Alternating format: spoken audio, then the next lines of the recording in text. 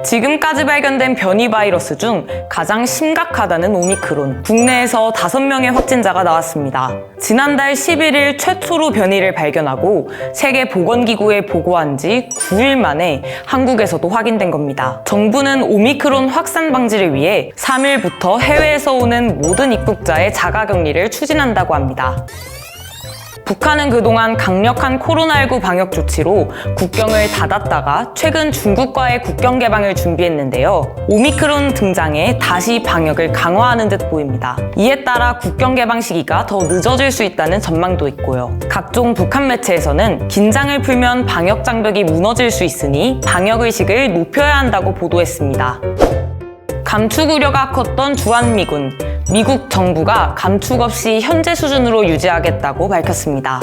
한반도에 순환 배치해온 아파치 가디언 공격 헬기 부대와 포병여단 본부는 상시 주둔 부대로 전환됩니다. 이에 따라 주한미군은 9개월 단위로 순환 배치하는 기갑여단과 미 7공군 사령부 예하 2개 비행단 등 전투부대를 중심으로 현행 수준인 28,500여 명을 유지할 예정입니다. 한국에 대한 핵 우산 정책 역시 지금과 변함이 없다는 입장도 확인했습니다.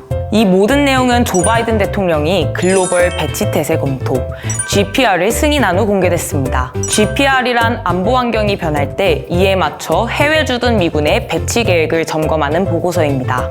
이날 공개한 GPR의 핵심 키워드는 반중국이었는데요. 미국은 중국을 견제하기 위해 괌과 호주 미군 기지 비행장 및 기반 시설을 개선한다고 합니다.